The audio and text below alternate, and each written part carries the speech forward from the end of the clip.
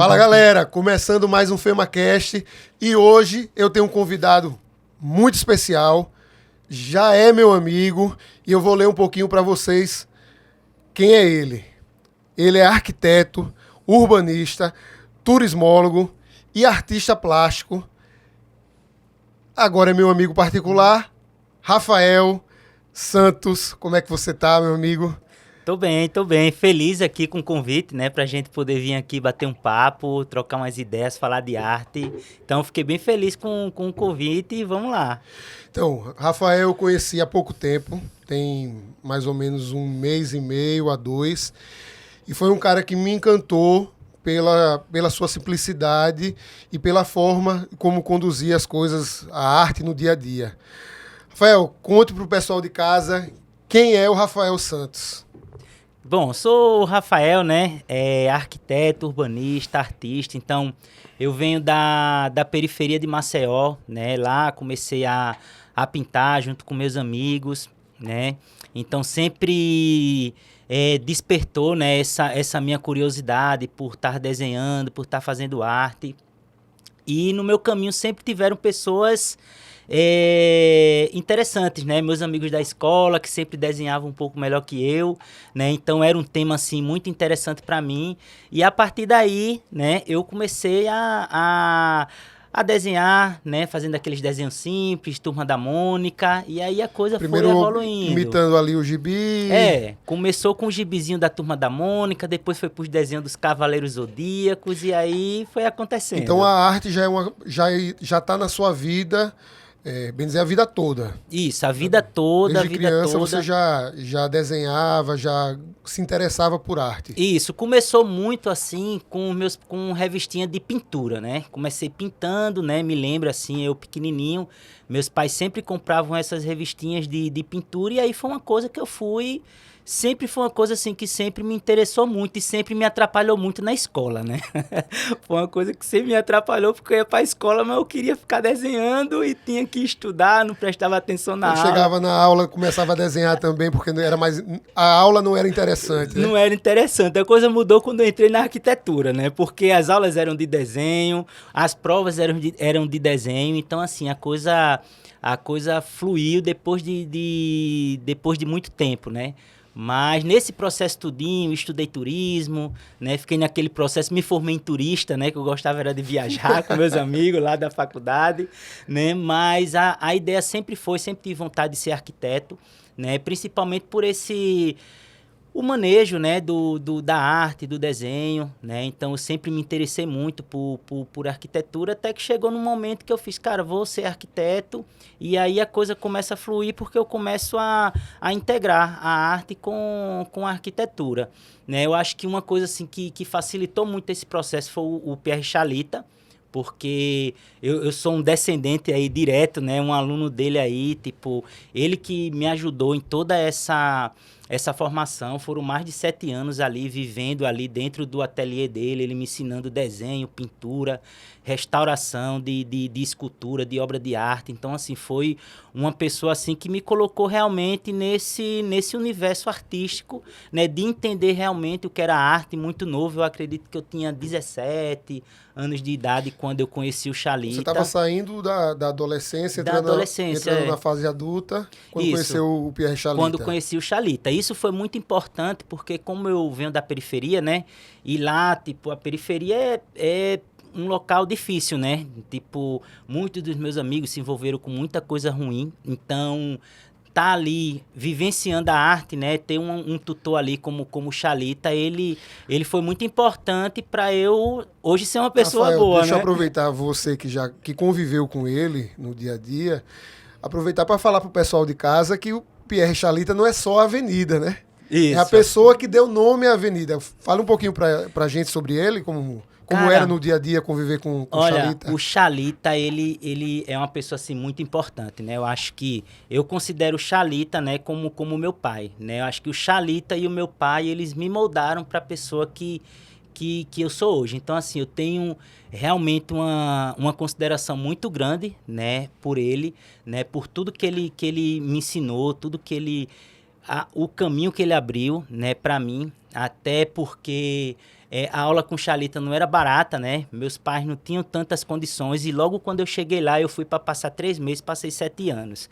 E logo na primeira aula ele já disse que eu não ia pagar, né? Tipo, eu não sei o que foi que ele sentiu ali. Ele adotou você Ele também, me adotou. né? Ele, de certa maneira, ele me adotou e todos que faziam aula com ele pagavam e não era barato essa convivência com ele, né? Inclusive, eu lembro que uma vez uma menina chegou lá, uma estudante de arquitetura, aí queria fazer aula com ele, disse, mas eu só posso vir um dia na semana, não dava para ser mais barato? Ele, não, porque você não paga para desenhar, você paga para estar comigo aqui conversando. Então, devido a isso, né, eu não ter que todo mês ali desembolsar aquele valor, eu consegui realmente estar com ele, né? E por isso, de certa maneira, ele pegava muito no meu pé, né? Ele realmente era muito rígido, né, comigo, né?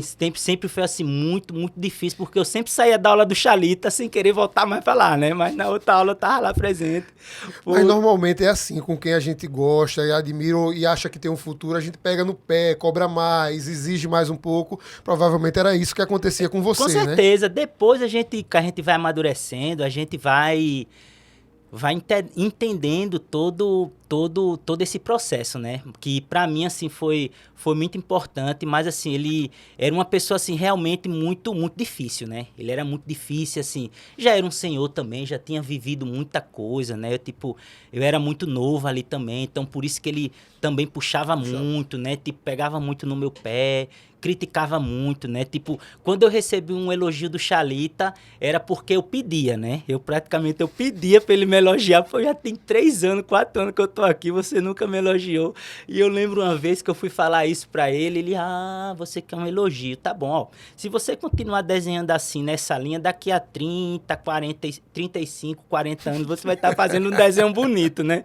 Então, quando ele elogiava, era dessa maneira, né? Mas ele sempre realmente puxou muito, né? Sempre puxava muito, assim, de mim para que eu realmente desenvolvesse, porque, na verdade, depois você começa a entender que aquilo ali foi um legado, né? Ele me passou um legado, eu despertei o interesse e as condições, né? De, tipo, ser arquiteto, porque eu sempre fiquei muito, poxa, eu não consigo entrar na arquitetura porque eu não sou bom em matemática, não sou bom em física, né? Então, ficava muito com essa coisa assim, e ele sempre falando, né, porque é como ele colocou, né, não era só aula de desenho, mas era o contato com ele, então ele falava muito de arte, ele falava muito das experiências dele, de artista, de arquiteto, de restauro de obra de arte, das coisas que falavam para ele, né, que ele pegava as obras de arte e pegava para ele das igrejas e tudo, então tudo isso ele conversava com a gente e, assim, sempre eram conversas, assim, muito, muito enriquecedoras, né? Então, assim, eu mesmo me sinto um privilegiado, assim, de poder ter convivido com isso e ele ter me ajudado realmente. Eu acredito que se o Xalita não tivesse entrado na minha vida, esse Rafa aí, ele não existia, né? Ou não seria moldado dessa forma, né? Eu acredito que seria muito difícil eu ter chegado onde eu cheguei se não tivesse ali o ensinamento dele, a rigidez que ele teve comigo, né? E a minha paciência também de segurar a onda com ele, né? Porque era bem difícil também. A persistência, porque eu ficava, poxa, tanto tempo aqui, ele não tem consideração nenhuma, a gente sempre fica nessa, né? Tipo, a gente não entende no momento. E às vezes você tem uma pessoa ali do seu lado, como existiam outros acadêmicos também, assim, outras pessoas ali vivenciando, aí você olha, pô, Xalita nem pega no pé daquele cara e eu sou melhor do que ele. Mas, na verdade, ele tá pegando no seu pé porque é justamente isso, ele quer o seu crescimento, né? E tinha ali, por exemplo, tinha umas senhoras que já tinham 20 anos que frequentavam lá o ateliê dele, toda semana tava lá desenhando, que já eram amigas dele, né? Que falavam, por que você trata ele tão mal, né? Assim, eu ficava lá todo triste, com a cabeça baixa, né? Mas, assim, Xalita foi uma pessoa maravilhosa, assim, na minha vida. Cara, e fora o Xalita, quem são suas referências hoje, seja alagoanos, nacional, internacional? O que é que você gosta, assim? pô, esse cara produz e eu quero consumir o que ele produz? Pronto, na época que eu tinha aula com Xalita, né, o que me fez entrar nessa parte aí da arte urbana, porque eu tive uma formação praticamente acadêmica, né? O Xalita, ele foi professor de Belas Artes da Universidade de Pernambuco, né? Então ali ele realmente me ensinou a desenhar, a pintar como os grandes mestres, eles aprendiam, mistura de cores, tudo, né? Todo esse processo. Nesse processo aí, teve uma viagem que eu fiz para São Paulo, foi quando eu conheci o grafite, né? Foi quando eu conheci essas grandes pinturas, foi lá no MASP, né? Cheguei lá e fiz, cara, que coisa linda, né? Tipo, poxa, isso aí eu quero fazer isso, né? Eu consigo fazer isso. Apesar de estar trabalhando ali com pintura em tela, telas menores, quando eu vi aquelas coisas com aquelas proporções, eu fiz, cara, eu consigo fazer isso, eu quero fazer esse tipo de trabalho, eu quero ir pra rua, quero pintar, né? Tipo, no início o Xalita, ele me criticava muito por isso, né? Pelo processo, né? Tipo, a arte de rua, ela sempre foi muito marginalizada, muito criticada. E aí era uma coisa assim Muito que... por causa do vandalismo, na verdade. Do vandalismo, né? que existia, tudo, né? Então, assim, foi um conceito ali que as pessoas foram criando há muito tempo atrás que ele mesmo, assim, quando às vezes eu mostrava alguma coisa, quando eu comecei a fazer, né, alguns trabalhos, porque com ele eu consegui pegar todas as técnicas de ampliação, de desenho, tudo isso, e aí eu comecei a desenvolver esse trabalho que era completamente diferente do que eu pintava com ele, né, que era aquela coisa mais clássica, aquelas técnicas e tudo, né, então a partir daí eu peguei e conheci, tipo, aí comecei a pesquisar, né, os artistas, comecei a desenvolver esse trabalho e foram várias fases, né? Até que, tipo, um dos artistas hoje, né? Que, tipo, é uma referência não só para mim, mas para o mundo todo, que é o Cobra, né? O Cobra, os Gêmeos também, né? Eles foram pessoas, né? Artistas que eles mostraram para muitos artistas que estavam começando a entrar naquilo ali que, poxa, era possível você trabalhar, você fazer um trabalho bacana, você sobreviver com o trabalho na rua, né? Então, eles, de certa maneira, eles foram os pioneiros. Hoje, no Brasil, você tem os principais artistas, assim, muralistas do mundo, né? E aí, nesse processo, né, eu fui conhecendo um pouco do muralismo mexicano, né? Fui conhecendo um pouco do muralismo mexicano. O México sempre foi um país assim que me encantou muito. Inclusive, tive a oportunidade de estudar no México, na UNAM, né? Ganhei uma bolsa de estudos na UFAL, do Banco Santander. Então, eu tive essa oportunidade. Quando eu cheguei lá, né? Tipo, isso foi em 2014, 2013, mais ou menos 2013. Eu tinha esse trabalho que ele não tinha um conceito, né? Era um trabalho que eu ia, desenvolvia, o cliente dizia o que queria, eu pintava uma fachada de uma loja, esse tipo, mas não tinha uma identidade. Então, eu tive essa oportunidade de ir para o México, né, para estudar arquitetura. A Escola de Arquitetura lá, UNAM, né, ela, que inclusive é patrimônio da Unesco, né, vários edifícios lá tem os trabalhos de Diogo Rivera, Siqueiros, né, tipo do movimento muralista mexicano. Então, eu começo a entrar nesse universo do muralismo mexicano. Eu estudava numa universidade onde ela respirava arte, né, onde os principais arquitetos do mundo tinham como referência os mexicanos por toda a questão dos maias, dos astecas, né, da civilização antiga. E aí você tem essa questão do movimento muralista mexicano. O que é que foi o movimento muralista mexicano? Ele foi um movimento, né, apoiado pelo governo mexicano. O povo mexicano ele estava muito carente, né, tipo, por tudo que já tinha acontecido, que tinha sido tirado deles, né, tipo, quando os espanhóis chegaram no México. Então, toda a sua cultura ela foi desfigurada, né, e esse papel cultural para eles estava muito enfraquecido. Então, qual foi a ideia do governo junto com os artistas? Cara, vamos educar a população através das artes, de toda a cultura que existiu aqui no nosso país e de como a gente é forte e como a gente é poderoso, porque em uma época da sociedade, antes de Cristo, um pouco depois de Cristo, a civilização que tinha deixado o maior legado para o mundo era os maias, né? Todo o conhecimento de matemática, de astrologia, né? Tipo, do universo. E a gente carrega isso ainda no sangue. Então, rolou todo esse movimento, né? A partir dos anos 20, se eu não me engano, até os anos 70, de, tipo, todos os edifícios públicos, eles tinham esses trabalhos desses artistas que iam ali educando a população através da arte. Então, eu chego nesse universo, começo a estudar muito, começo a entender esse conceito da arte, e aí esses artistas mexicanos começam a ser a minha referência, né? Então, não só os artistas mexicanos, mas o artesanato mexicano, as cores mexicanas, eu começo a trazer aquilo para dentro de mim, do meu trabalho. Então, dentro da universidade, eu estudei arquitetura e muitas disciplinas de desenho, de arte, né, de pintura. Então, ali foi muito enriquecedor, porque começa a conhecer as pessoas e começa a conhecer também os artistas de rua do México, que hoje são referências mundiais, né, são meus amigos pessoais, né, converso com eles, mando mensagem e acabei entrando nesse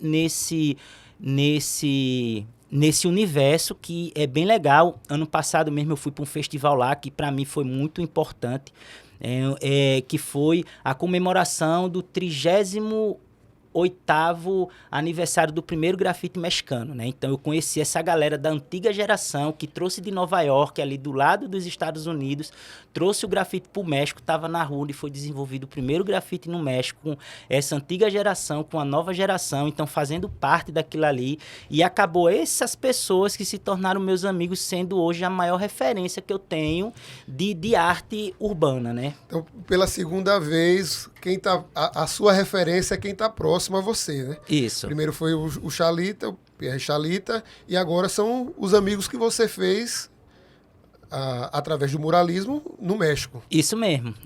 Então, é muito, muito bacana. Inclusive, quando eu estava lá, né? Esse ano eles vão comemorar o 40º ano, né? Dizem que vai ser um festival épico lá. Eles me chamaram para lá. Eu tô assim bem ansioso para poder ir e desfrutar assim desse momento com eles, porque é um momento muito importante, né? Para esse grupo. E quando eu tava lá e faço minhas perguntas, é bem engraçado que eles chegam pra mim e falam, poxa, cara, seu estilo é bem bacana, as cores do Brasil e tudo. Aí eu digo, não, cara, mas esse estilo, ele nasce aqui também, né? Ele nasce aqui através de vocês. E essas cores são as cores dos alebrijes, do artesanato mexicano, que eu acabo fazendo uma composição.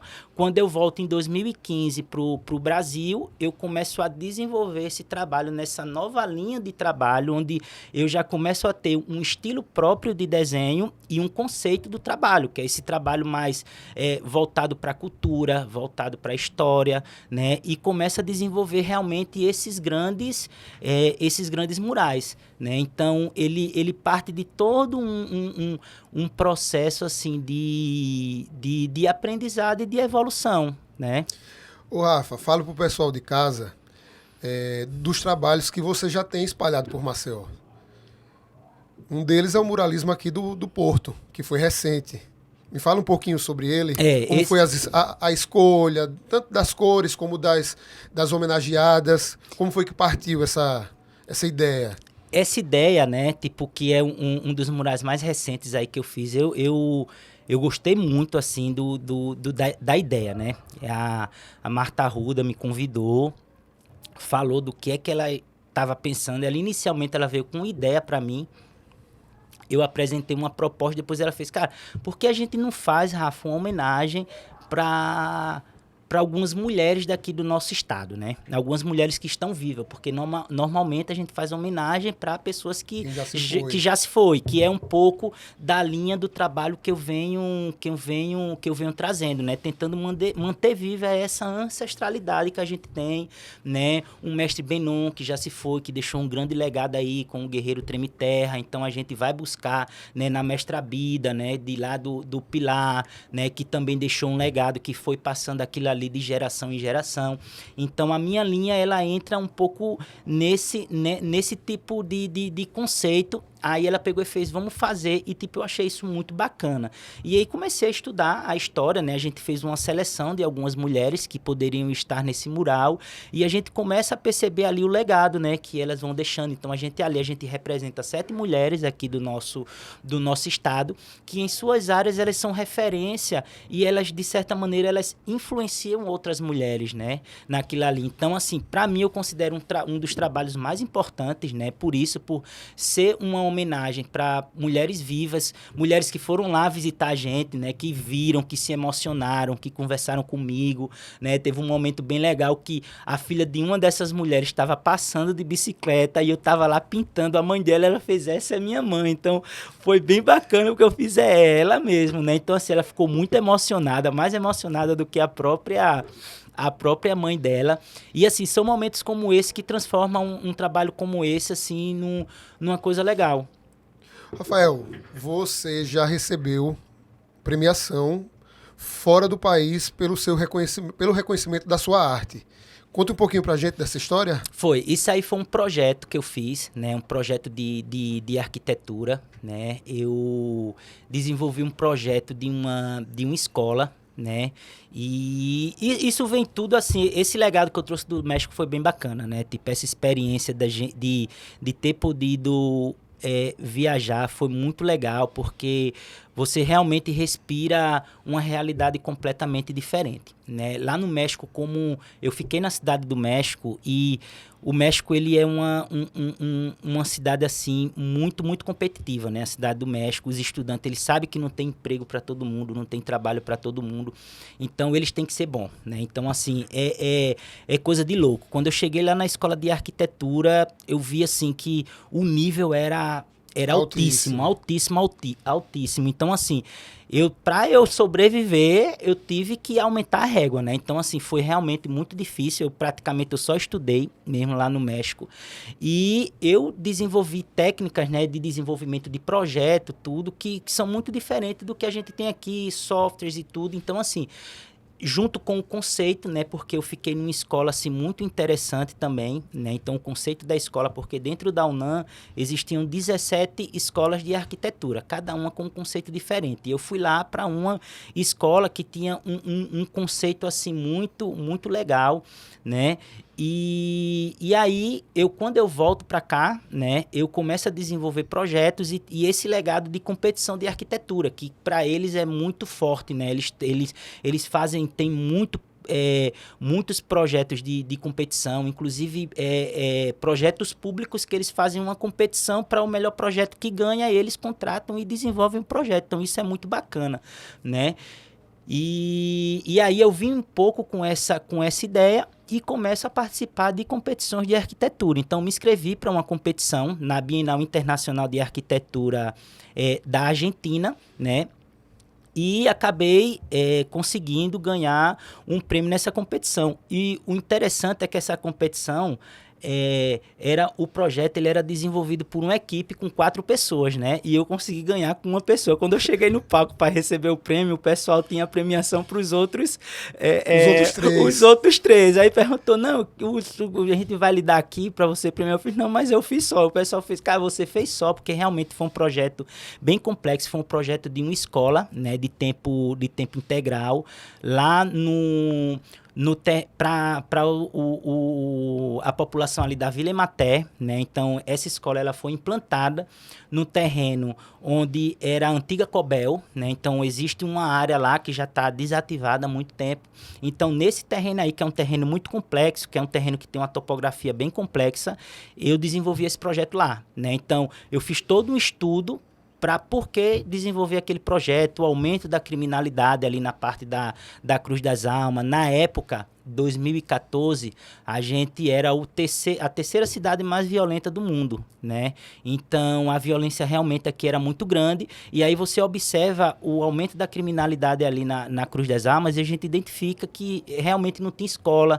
muitos jovens de 15 a 18 anos, eles não estavam na escola porque as escolas que tinham eram muito distantes do local e tudo. Então, teve todo um estudo. Acabei desenvolvendo esse projeto. Teve todo o apelo da questão da criminalidade que aumentava aqui cada vez mais e a questão do lixão para um local que realmente de pessoas assim que estavam numa situação precária, né? Ali as casas praticamente feitas de a construção bem alternativa, né? Deles, o modo de construção de lixo, de tudo, algumas não tinham coberta. Então, a gente vem com essa proposta ali de uma escola, realmente uma escola inovadora, a escola do futuro. E aí eu tive sucesso nesse projeto, pegando todo esse gancho da questão a questão social, né, da favela do Lixão, né, que era como era conhecida, e essa questão do aumento da criminalidade aqui. Aí juntei tudo, desenvolvi um projeto bacana e consegui ganhar esse prêmio na Bienal Internacional de Arquitetura. E foi uma coisa, assim, bem bacana, porque me abriu muitas portas, né? Eu sempre fui um cara, assim, muito focado dentro da arquitetura, por isso que também eu consegui viajar, né? Eu saí representando a Faculdade de Arquitetura num concurso interno da universidade, onde todos os cursos estavam presentes, e eu tive essa oportunidade de viajar. Tive a oportunidade de ir para o México ou ir para a Espanha. E aí eu quis ir para o México, porque eu já tinha essa ligação muito forte com essa questão da cultura maia, cultura asteca, os incas no Peru. Então eu lia muito sobre isso, eu tinha muitos livros, então eu queria muito conhecer, entender mais, e assim, parece até aquela coisa, você deseja, né, quando você deseja tanto uma coisa, aquela coisa vem, porque dentro da UNAM lá, eu consegui visitar mais de 40 sítios arqueológicos, né, maia, então foi uma experiência, assim, fantástica para mim, porque era uma coisa que vinha me acompanhando lá de trás, e eu tive a oportunidade ali, junto com os professores, com as viagens que a gente fazia, fazer esse tipo de viagem, conhecer sítios arqueológicos que não são turísticos, são sítios realmente de estudos, né, como também sítios turísticos, e a gente ia para esses lugares, né, para desenhar, para entender como era desenvolvido, e isso tudo foi me ajudando, né, a entender todo esse processo da arte, da arquitetura, de como isso caminha, de como isso era feito por eles lá, né? E, tipo, você começa a aprender, né, muita coisa com as coisas que você começa a ler, começa a aprender dessas civilizações antigas que deixaram grandes legados aqui pra gente, né? E vai servindo de inspiração também para os trabalhos posteriores. Os trabalhos posteriores, isso mesmo. Meu mesmo. amigo Rafael, nosso tempo está encerrando. Mas eu quero lhe fazer uma pergunta. Aquela pessoa que está nos assistindo, está nos vendo em casa, qual é a dica ou o que é que você falaria para ela que está querendo começar? Eu acho que hoje é muito fácil você começar, né? Eu acredito que em qualquer área, porque a gente tem hoje aí a internet, o acesso à informação, ele é muito fácil, né? Muito rápido, né? Então, começar a pesquisar, tentar entender, né? Porque hoje você tem essa facilidade de aprender de uma maneira mais simplificada, né? E, tipo, acreditar, né? Porque eu acho que esse aí é onde está a chave da questão. Tentar entender realmente o que você quer, né? O que você pretende para a sua vida e correr atrás e, assim, não procrastinar, né? Tipo, tá ali, correndo atrás, querendo mesmo desenvolver uma coisa bacana, independente do que as outras pessoas vão achar. Eu me considero um cara assim, que o meu único concorrente sou eu mesmo, né? Eu tento ser melhor do que eu sou ontem, né? Eu sempre tento ser melhor um pouco mais à frente. Então, eu acho que esse pensamento é um pensamento muito legal que eu aprendi lá no México, da gente conseguir se desenvolver, né? Eu acho que é muito legal. Então, eu acho que a gente tem que persistir, né? Quem quer arte, porque a gente realmente vive num estado onde a arte ela não é tão valorizada, a gente vive num dos estados mais pobres da federação, né? Então, assim, como a gente vai ser valorizado, né? Como é que a gente consegue ser valorizado fazendo arte, né? Então, é uma pergunta muito difícil, é uma pergunta, assim, que muitos artistas se colocam, poxa, não valorizam o meu trabalho e tudo, mas, assim, a ideia é sempre estar tentando melhorar, sempre estar tentando evoluir e estar sempre progredindo.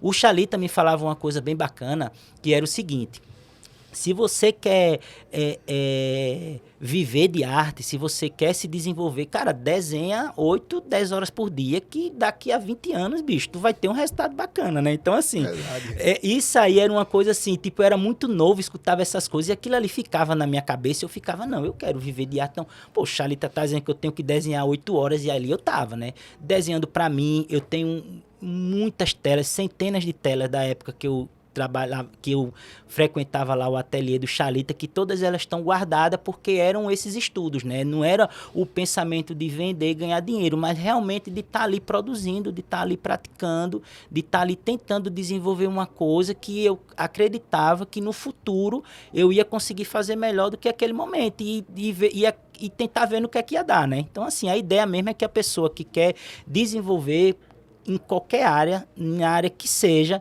que ele sempre esteja praticando e sempre esteja querendo estar evoluindo e aprendendo cada vez mais. Rafa, obrigado por ter aceitado o nosso convite. Antes de você ir embora, quero presenteá-lo. Coisa boa. Aqui com... quiser, pode tirar, viu? Fica à vontade. Um chapeuzinho aqui, ó. O Marcel é massa, cadeira gigante, que bacana. Um dos nossos símbolos aqui.